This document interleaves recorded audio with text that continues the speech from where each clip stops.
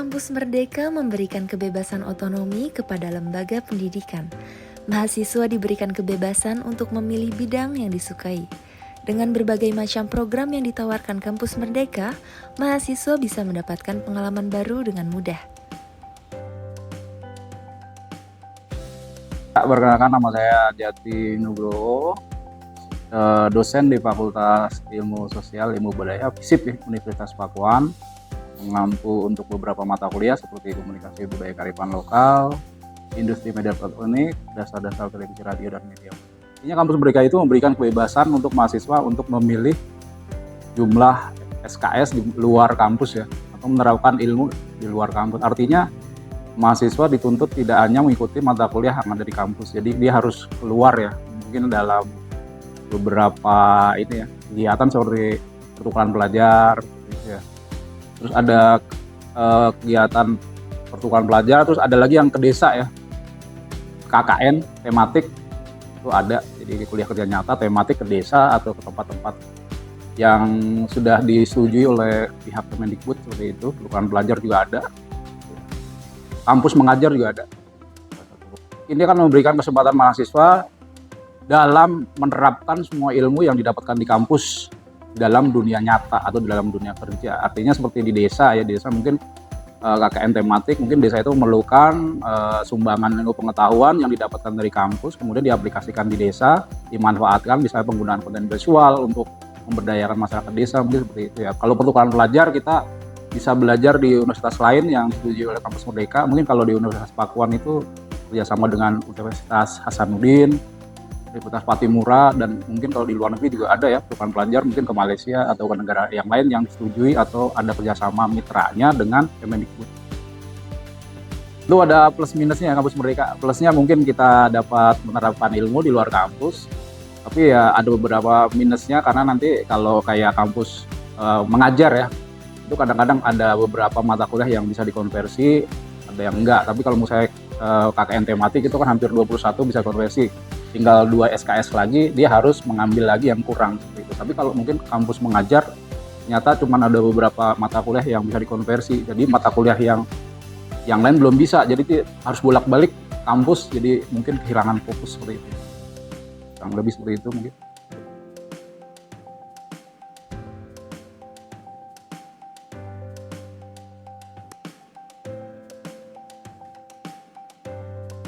Aisyah Mahameru, seorang mahasiswi yang menerima beasiswa Indonesian International Student Mobility Awards, akan membagikan pengalamannya dari mulai cara dan persyaratan apa saja yang harus dipenuhi.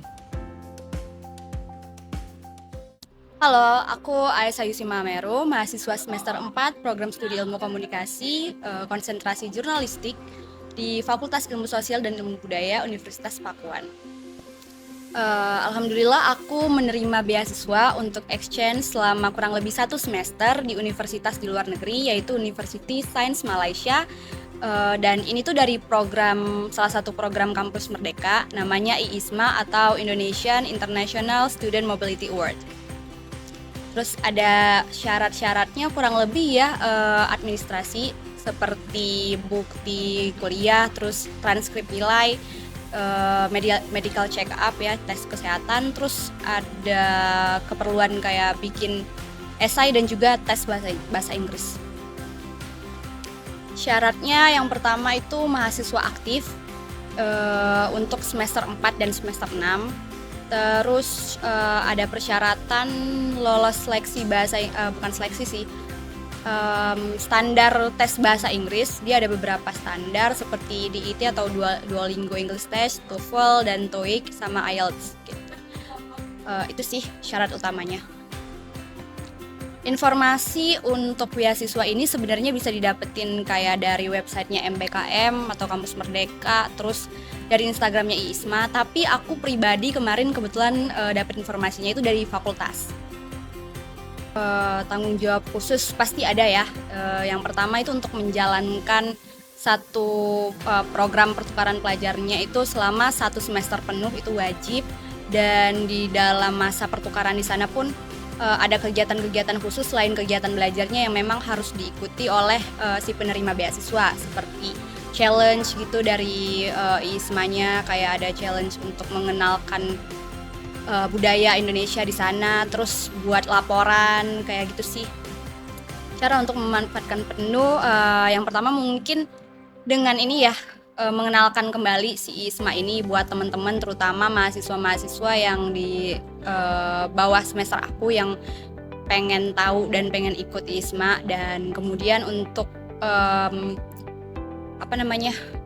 mengimplementasikan pengetahuan dan pengalaman yang aku dapat di sana, karena kebetulan mata kuliah dan juga praktek-praktek yang diambil di sana tuh berbeda dari penjurusan aku, jadi mungkin bisa aku berharapnya bisa diimplementasikan lebih ke lingkungan-lingkungan sosial, karena kebetulan aku ambil beberapa program yang fokus dalam pengembangan lingkungan gitu.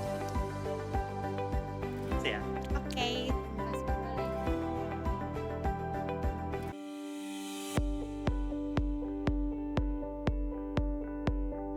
Firman Eka, peserta program kampus mengajar angkatan 7 yang sudah mengajar selama 5 bulan di SDN Kali Mulia Depok, tak terbendung banyaknya pengalaman yang ia dapatkan dari mengajar di sebuah sekolah. Halo, perkenalkan, nama saya Firman Eka Jumaizi. Saya mahasiswa Ilmu Komunikasi Universitas Pakuan. Saat ini saya berada di semester 6, jurusan TRMB, Televisi, Radio, dan Media Baru. Nah, di sini saya itu lagi mengikuti kegiatan kampus mengajar angkatan 7 di SDN Kali Mulia 2 Depok. Sebelum kita ngajar, kita itu ada pelatihan dulu selama sebulan dari pusat, dari Kemendikbudristek. Terus kita melakukan observasi di bulan Maret. Baru di bulan April sampai Juni kita ada rencana kegiatan gitu sama ngajar di setiap kelas kayak gitu.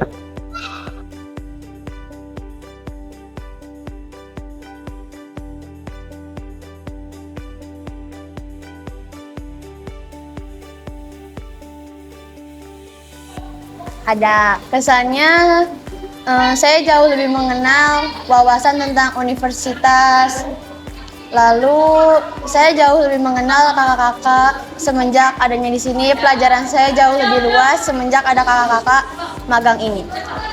Momen yang paling berkesan itu setiap murid punya ciri khasnya masing-masing. Jadi kita itu harus melakukan pendekatan ke setiap individu, dan juga setiap kelas punya metode atau cara pembelajarannya masing-masing gitu. Kayak yang kelas masih kecil kayak kelas 1-2 itu harus banyak bermain, kelas 3 sama 4 itu harus banyak praktek, dan kelas 5 sama 6 ini harus difokusin ke ujian-ujian kayak AKM. AKM itu kayak sistem penilaian buat ke Kemendikbudristek kayak gitu.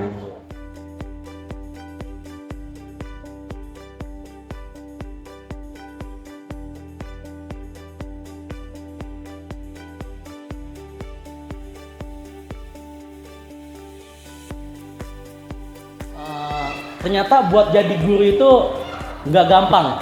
Kita itu harus bikin rencana dulu di awal, terus kita observasi ke anak-anak.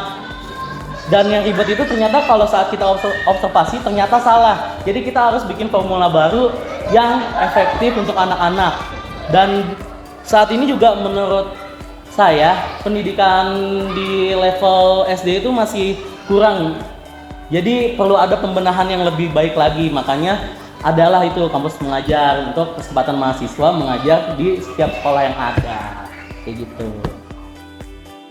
Semua langkah kecilmu hari ini adalah investasi besar untuk masa depan yang gemilang. Teruslah berjuang, teruslah bermimpi, dan jadikan setiap kesempatan sebagai peluang untuk menginspirasi dan meraih yang terbaik. Ingatlah, di tengah perjalanan menuju impian, jangan pernah ragu untuk memperjuangkan harapanmu. Sampai jumpa di puncak kesuksesan.